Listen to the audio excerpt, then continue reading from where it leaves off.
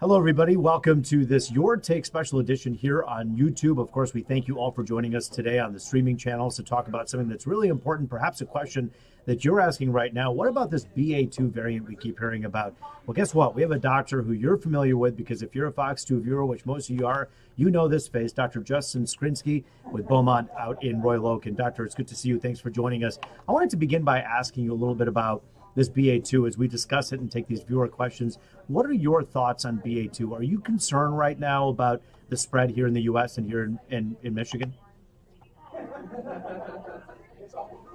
Yeah, so BA2 is something definitely to take note of.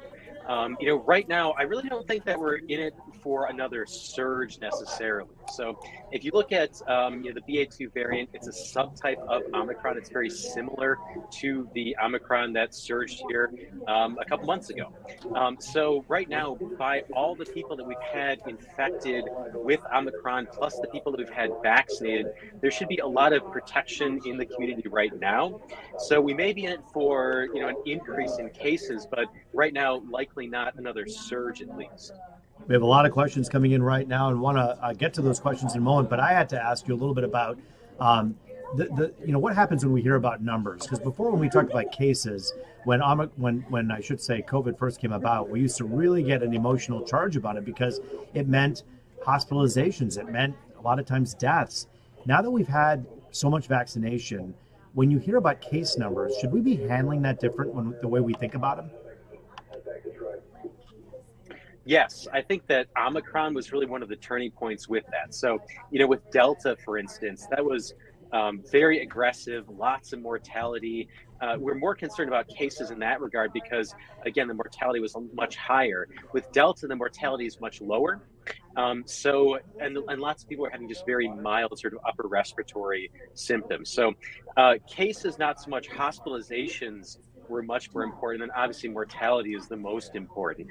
So still in the U.S., fortunately not in Michigan, we're actually doing pretty good right now. But still in the United States, we're still seeing something like 1,000 deaths a day from COVID. So still, it's a very deadly virus, fortunately not as bad percent-wise as previous variants. And what about the case load right now at Beaumont? What's it looking like? Like, for instance, today and this week, what are you seeing in terms of numbers? Fortunately, looking much better. So, for instance, here at Royal Oak, we've actually been in the single digits in terms of our COVID patients the past couple of days, which is excellent. That's the best we've done, and I'm not even sure if we were in that low last year.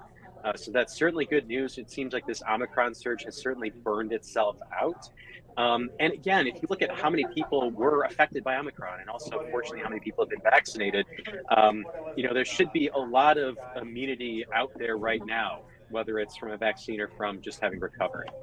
So does that mean that the BA2, which is a subvariant, because people have been either hit by Omicron, they've been exposed to it, or they're vaccinated, that it just doesn't pose as much of a threat? Is that the big reason why? Yes. So, if you look at Omicron, it was so different from previous variants that it was almost a new virus at that point. You could almost think of it as just whatever it would be, COVID 20 at that, or 21 at that point. So when it burst onto the scene, it came into a really unexposed, vulnerable population. Now, because so many people have been exposed to it, BA2 is very similar. It's more contagious. We do know that part, which is why it's taking over as the predominant strain. But at the same time, it's not coming into this sort of naive, vulnerable population like the original strain of Omicron did.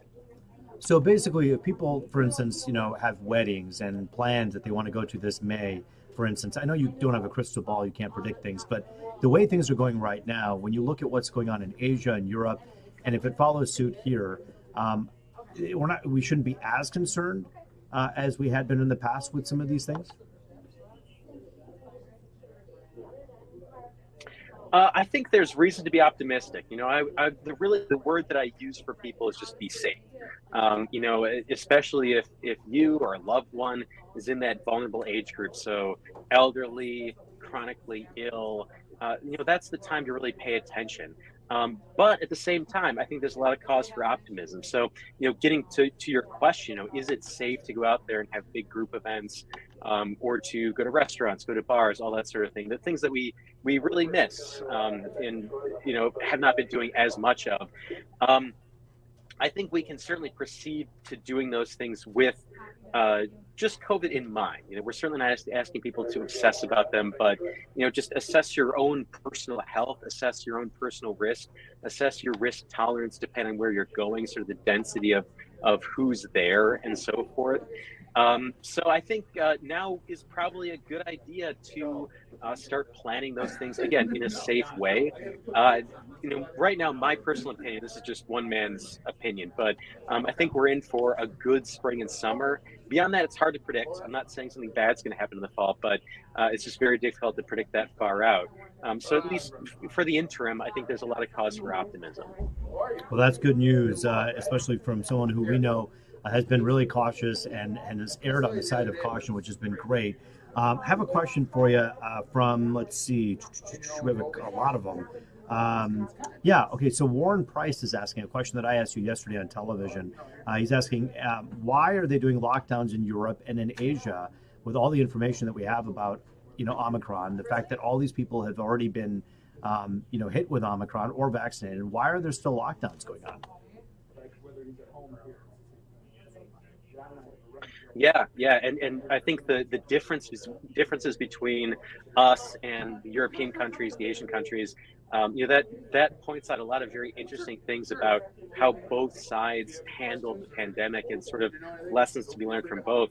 One of the key reasons why they're having these big surges is because their population wasn't as exposed to Omicron as ours was, for instance. So if you look at the U.S., Omicron, blew through the United States. We had these soaring case numbers. So many people were affected. They really didn't have that so much in Europe or in Asia. So right now they're experiencing a lot of what we saw in the past couple months. Also, if you look at things like vaccine rollout, that differs country to country. Especially in the Far East, you have the Sinovac, the Chinese vaccine, which is, I know there are some issues with that one in terms of its protection against Omicron and how long it lasts. But again, one of the big things to note is just that, the Omicron variant had such high penetration into our population. And BA2, for instance, has been in the US for a while now. So I'm certainly not trying to downplay it. Again, that's why I say just be safe. Right. You certainly have to fixate on it, but it's certainly not optimal to let things sweep through. That's not really the way you want to get people protection, but that is what happened here as opposed to Europe. And so maybe that's what's happening there now, kind of like what we already see, like we've seen this movie before, is what you're saying. Yeah, and again, they're dealing with the BA2 variant, which we know is more contagious than Omicron. So as you go forward, you see these kind of leapfrog effect of these variants sort of surpassing each other in terms of how contagious they are. So it's natural that the more contagious variant is going to take over as the predominant one. Again, the fact that they still do have a lot of unexposed people in this population, and BA2 is that much more contagious. That's why you could see a recipe for these spiking cases. But again, we've had Omicron and BA2 in the US for a while now. Yeah, that's so true. Warren's also asking the question on this Facebook page here saying, is the BA2 like a cold? Do describe, if you will. I know you just said it's more contagious, but what else do we know about BA2 right now? Yeah, so I can tell you right now, not a cold. It's still much more severe than that. And fortunately, percent-wise, in terms of how many people progress to severe illness, fortunately, much less deadly than previous versions. But as we saw in the past couple months, just on volume, so just the sheer number of patients that we have, you can still overwhelm hospitals. You can still cause these sky-high fatality rates. So not a cold. There's no cold that's going to cause the kind of mortality that BA2 does. But a good percent of people do have upper respiratory symptoms, so cold symptoms from BA2. Coronaviruses, they're out there. There's a ton of them, and a lot of them are just cold viruses. So, it certainly has that in its playbook. But again, unfortunately, we're not dealing with a virus that we can simply just say, well, it's another cold, it's going to come through the community. So that it's that mortality associated with it, which makes us still pay attention to it. We have Brian asking the question. You said it's not like the cold. Now, some people are offering up, hey, is it like the flu? He's saying it is. He's professing, because this is what he thinks is going on, that it's like the flu. We'll have a new variant every year. What's new? I expect to learn the entire Greek alphabet before we get it under control. When you hear that kind of thought process, do you kind of agree with that in some way, or do you disagree? Well, I don't agree, but at the same time, I don't necessarily disagree. There is one. Viruses don't want anything. There's no intention here, and if you can ascribe any sort of intent to a virus at all, it's that it wants to reproduce. So a virus doesn't need to hurt the host, so to speak, in order to reproduce. So we do see a tendency with some viruses, and we're hoping this is going to be the case for COVID, where over time they get more transmissible, but they get less deadly. So a virus is perfectly happy just to hop around the community, infect people, and as long as it's replicating, that's really what it wants to do. So, the hope is that we just see COVID sort of go away over time. Either there's enough protection and immunity in our society, in the community as a whole, that it can't do this sort of leapfrog act and that it just kind of peters out. That's one hope. The other hope, too, is that, again, if it becomes less deadly over time, then basically it just fades back into the sort of background noise of the typical coronaviruses that we see. So, my hope is that we don't see, the Sigma and the Omega variants. I really hope not. And honestly, I don't think so. But again, it's very difficult to predict that. Mutation is by definition completely random. Jed is rather saying, hey, talking about natural immunity, and he's saying that he believes that natural immunity is the only immunity that'll help people survive. Talk about how strong natural immunity is when someone's exposed to something like this. Yes. Well, natural immunity is of very variable quality. That's one of the things that we've learned.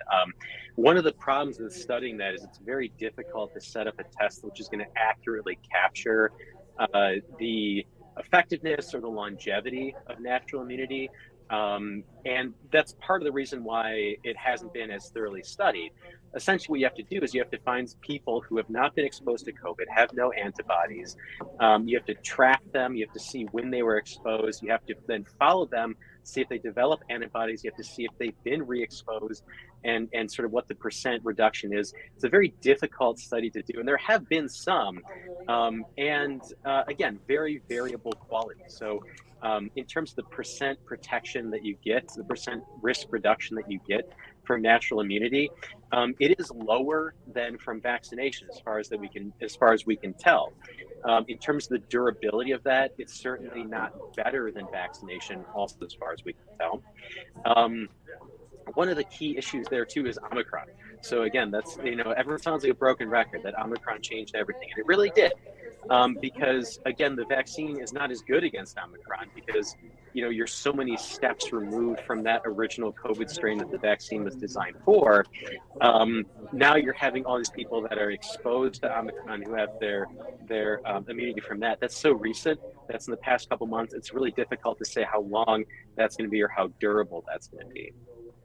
So interesting. Yeah, so it is a very different world, when it comes to Omicron. But, I think you and I talked a while back, and I talked to a couple other doctors who also said that perhaps Omicron will do some kind of a mass inoculation by going crazy and getting super crazy contagious and allowing people to not get too sick so the virus could survive, because as you say, viruses want to survive.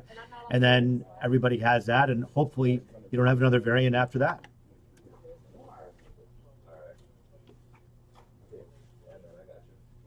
Yeah. That's it's certainly not the preference to have people get sick, and that's how you get immunity out there.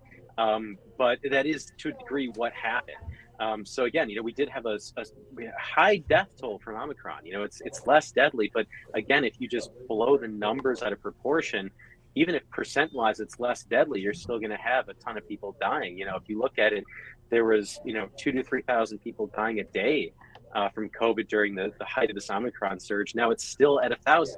So if you think about it, there are more Americans dying from COVID than there are Ukrainians dying in the war against Russia. So to put it in perspective, it's still going on.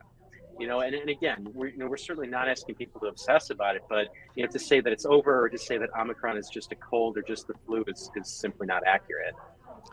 So this person's asking, Amy's saying, how do you know which variant you have? If you end up, feeling sick or getting a cold, or you feel like you have a cold, then you go and you find out it's COVID. Can you tell which one it is? I mean, if you can't tell with a test, is there anything they can do with symptoms to try to figure out which one it is?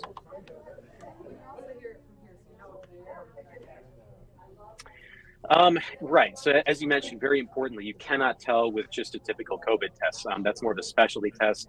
Usually that's done at a state or regional level in terms of the genotyping. So telling you exactly what strain of the virus that you have. Omicron is typically going to be more, it has a more likelihood of being upper respiratory. So for people who have the more cold symptom kind of thing, that's more likely to be Omicron. Frankly, you're more likely to have Omicron just in general right now. And that's based on just the case numbers that we see at large. So, it's something like 99% of all COVID is Omicron. So if you want to just play by the numbers, if you test positive for COVID, it's probably Omicron at this point.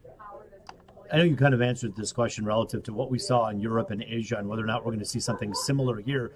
But this person, Anne-Marie, is asking specifically, when a wave occurs in Asia and Europe, how long of a lag is expected before it comes to the U.S., if it does? And I know that it's not necessarily the case that it will, but generally, what have we seen in the past? Right. So in the past, looking at the UK specifically, UK seems to be sort of a bellwether for us in terms of, advanced warning in terms of what might happen here. The lag time, it's usually on the order of a couple weeks to a month or so. If you look at things like the Alpha variant, the Delta variant, again, this time, going back to what we talked about a bit earlier, a little bit different because we have much higher penetration of Omicron than they did previously. So whereas BA2 is taking over there, we may not have as many vulnerable people in the US. So, if we're going to see that lag, it's probably in the order of weeks. But at the same time, we may not see that surge. We hopefully won't see that surge. So let me ask you this: when you look at what's going on now, we've been without masks for the most part in many public places for a long time now, and yet we've seen numbers, as you say, at Beaumont, relatively low, at least at your particular hospital right now, at single digits. And Anne Marie's asking, why aren't we still wearing masks? And so many people, including the state, they never mandated it again, but they recommended it for a while, and then all of a sudden they dropped the recommendation. What are your thoughts on that? Well, I would say that masks are always going to be useful. And even, honestly, even as we move to a period of time after COVID, they're still useful. There's definitely a lot of respiratory viruses out there. Personally, I can tell you, I used to get something like, a few sinus infections every year, and wearing a mask, I don't. So even after COVID's no longer a threat, I'm happy to still wear one. But in terms of, is it a smart idea to do it? Yeah, I think so. There's still some circulation of that virus. And this is, again, a COVID-specific concern. It's not talking about public health in general. But from a COVID standpoint, it's still a smart idea to do it. I think that gets into sort of a reconciliation period that we have to have amongst each other as well, that, if there's no recommendation for it and people are not wearing them, then we certainly can't fault them for that because, again, they're following the guidance they're getting from up top. Similarly, if somebody wants to say, well, I view myself as being at some sort of increased risk or having an increased benefit from masking, we also can't judge that person either. So I would say at this point, a much safer environment than we had previously. If you still want to wear that mask from a COVID standpoint, very justifiable. I wanted to ask you, one person is asking about some of the adverse events that have happened with some of the vaccines, and they're saying that it's being underreported. There's PSA saying, go get the vaccine, and we see those all the time, even now. And they're saying, what about those who had adverse effects? I mean, when you have a vaccine out there, it is kind of like putting anything in your body, something that we should keep tabs on. So what are you, as a doctor, what are you learning about that? What do you know about that? Oh, snap. Yeah. And I will say that the vaccine safety profile is actually pretty good. All this data is reported. You can go online, you can find all the reported data in terms of adverse side effects. There's actually a very robust reporting system. Anyone that's gotten vaccinated, I'm sure they're familiar with that Be Safe, where you report any sort of symptoms. And also, you'd imagine that if somebody has symptoms, they're going to report them. So Right. it's not like somebody's going to have an adverse reaction and sit on that either. So at the same time, all that data is out there for you to view. It's a very safe vaccine. And now, before, if you look at the original study sizes, Pfizer, I think, had something like 35,000 people in the original study. Well, now that gets blown up to, hundreds of thousands of people that have received these vaccines, internationally even. So you can certainly compare the results there. It just like any medication, you only want as much as you need. And that gets into some, perspective questions, which are kind of, it's unclear right now in terms of things like fourth shots, annual shots. People ask about that sort of thing. The bottom line is really want a light touch. Medicine, I think, should be about a light touch. And so as a vaccine, as with any other medication, you really only want what you need to protect yourself. And so what about that booster? We've heard Moderna and Pfizer both say, look, we're thinking about a booster shot here. How do you frame this if you're with Pfizer or Moderna, and how do you figure out what to inoculate against at this point?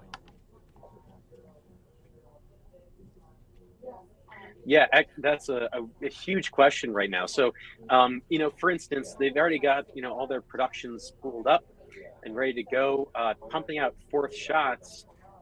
As you hear some of the recommendations for people with immune compromise, for instance, that's easy to do. The production's already in place. But the question is, what type of protection are you going to have moving forward? What kind of protection are you going to restore? One of the key things is that, for instance, people who have gotten 2 vaccines plus a booster, that seems to provide very good protection against Omicron. So that seems to be, again, very helpful right now. BA2, similar to Omicron, should be similar in terms of the protection that you're afforded. So if we're going to reboost people with the same vaccine, which again is against the original strain of COVID, that'll again provide good protection against Omicron. But I guess the question is like a big game of telephone. As you go, you acquire these different changes. Things get further and further from the original form. If you keep boosting against the original strain of COVID, what's going to be the efficacy for whatever is next? Let's say, if there is, God forbid, but if there is another variant down the line, what good would it be to have a fourth shot of a boost or of a dose against the original COVID? So it's a very complicated thing. Similarly, if you do have a booster against Omicron specifically, that's great. We know immunity does, fade over time. Omicron is circulating endemically. It's just here. So that would be a useful thing to protect people on a continuing basis against Omicron. Again, the question remains, does that provide us with protection against what's next? Unfortunately, that's a lot of speculation. Scott is asking about ivermectin, and he's basically saying that he believes that there's somewhat of a conspiracy out there that is muffling the benefits of ivermectin, and we're kind of downplaying it in general in reporting and also perhaps in the medical world. We're talking about it here. What are your thoughts on ivermectin?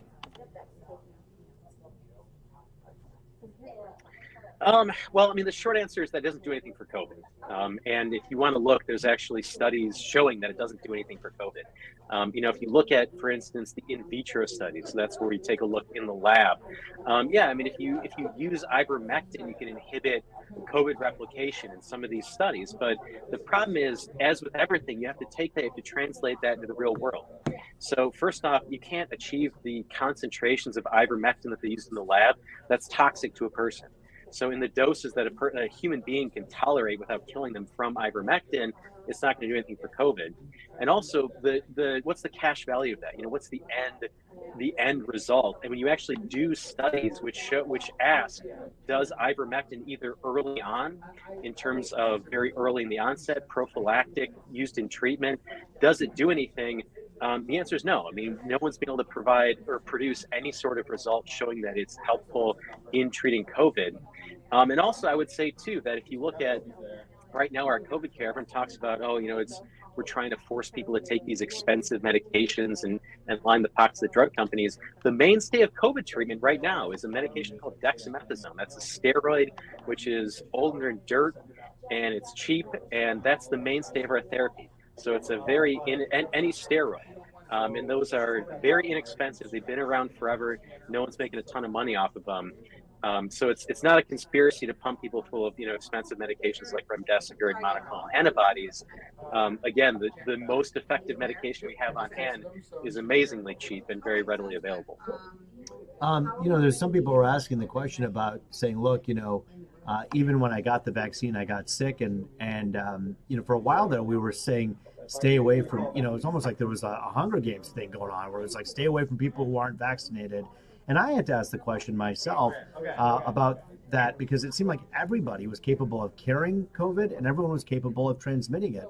So why treat people who are unvaccinated differently? Yeah. And that's one of the concerning things that we saw. And that's something that we definitely were alarmed by, is that if you look at as you progress through the variants, so you go to the original COVID, that's what this vaccine was designed for. And again, that's why, things like having variant specific boosters, that remains to be seen, because if you look at the original vaccine, that high number that you hear, that 95%, that was against symptomatic infection. That's not just hospitalization. That's not just mortality. That's, again, symptomatic infection. So this original vaccine had this amazing benefit to it. And as you progress through the variants, it seems to work less and less until now you get to Omicron, where it's still good, especially with that booster dose, in terms of keeping people from getting hospitalized or dying. But, we find that people who are vaccinated can still get sick, obviously. People who are vaccinated can still transmit, which is also concerning. So again, as you stray from that original strain, less and less protection. There are a lot of studies, for instance, out of Israel, showing that it looks like people who are vaccinated transmit much less. So again, that's not eliminating that risk, but it is a big percent reduction. And again, a lot of this is based on percents.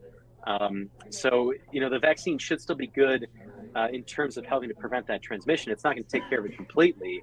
But if you're looking for the best way to prevent serious illness, mortality, and also transmission from COVID, it's going to be vaccination still. Not as good as we thought it was going to be initially, but still.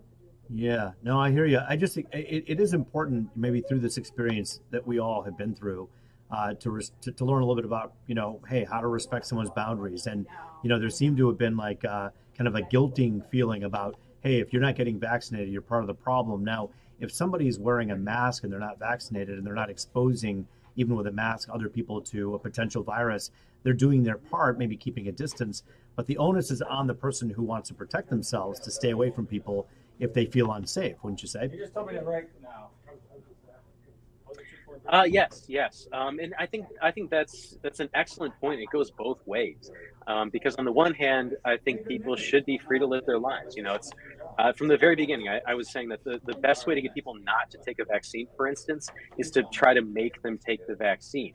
I think as soon as you tell somebody they have to do something, that triggers this automatic rebellion. So you have to be respectful. And I think, for me, myself, I'm a physician. People are going to say I'm biased. But at the same time, the more I read about it, that's how I came to the decision that I wanted to do it. Because initially, I'll admit, go back to 2020, I would have said, nope, no thank you, hard pass.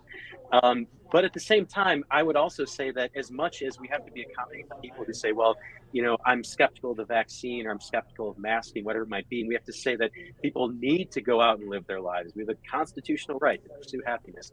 Just remember that so do all the people who are at most risk too. So, the transplant patient or the elderly patient, we can't just say that these people need to be sort of closeted until this thing blows over so that the rest of us can do more as we please. It's a balancing act. So we certainly have to be cognizant of the most vulnerable segments of society. Those people also have that right to a standard of living too. Very fine balancing act, and it's a very difficult question to answer. It is, and certainly I didn't mean to make it uncomfortable for anybody, including you. I just think it's part of a discussion that perhaps if we all just even start dipping into a little bit, it allows for people to feel a little more free to express themselves, because it is important to protect everybody around you. And I know that, I had some family members who were weary about catching it, and they just made sure that they isolated, and they didn't go to dinner parties, they didn't go to places. And when we went to the grocery store, they were double masked or what have you. And I guess that was their way. And I do think it's interesting. I think we have to respect the fact on the other end of the coin that if someone decides that they want to, as you say, continue to mask up if they're at the grocery store, at the air, wherever they are, the same way we don't want people pushing stuff on us about vaccines, people don't want to be pushed around because they choose to wear a mask. If someone chooses to wear a mask, they should be able to do that. And like you say, there are benefits to it. Yeah, and first off, obviously your question was definitely taking the spirit that was asked. It's I think that that gets really to the heart of a lot of the issues that we face as our society. And as you said, it's we do have to be accommodating, and I think that takes a little bit of empathy, a little bit of imagination. And just as we take a look at the person who's masking, we can't accuse them of living out of fear, and we take a look at somebody who doesn't want to mask, and we can't say, well, you're doing that out of ignorance or selfishness. Sure. I think that moving forward, it's a point that I've made before, but we live in a dense urban global environment. Hopefully nothing on the scale of COVID, but we're going to see things like this happen again. And it's the adaptability and our ability to communicate and work with each other that's what's going to get us through it. All right, so we're going to wrap up this part of the conversation by kind of opening up some more questions. If you have a question for Dr. Justin Skrinsky with Beaumont, ask away right now on our chat. A lot of the comments are questions that we've asked already on the air. Others are on our Facebook page, but ask away. But in the meantime, Dr. Skrinsky, I want to open the mic up for you and be able to say something about those who call things, they call it the scamdemic. They, people kind of like want to dismiss the entire thing. And I know you and so many of your other doctors out there have seen such suffering in the COVID ward, and it is difficult to hear those types of things. How are you folks doing with that type of reaction? And what do you want to tell people who think that way? It's amazingly difficult. And, you come here, and again, fortunately right now, we're in a lull. I would say the atmosphere in the hospital has improved a millionfold. But, we all saw some stuff. As you said, we saw some pretty nasty stuff. And, to do that work and then come out of the hospital and not only have people tell you that they disagree with you, but to have people tell you that it's not even real, is just amazingly invalidating. And, I would certainly at the time have implored anyone who doubted that it was real, volunteer your time on a COVID ward and come see for yourself. So obviously it happened.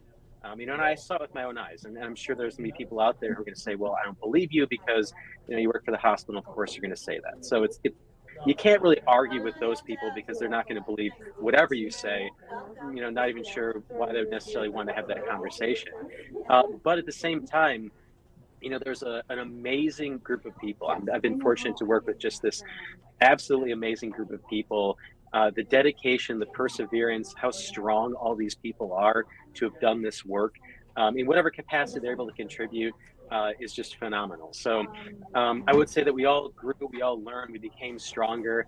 I think one of the things that we're all struggling with very honestly is to retain empathy, retain that softness as well.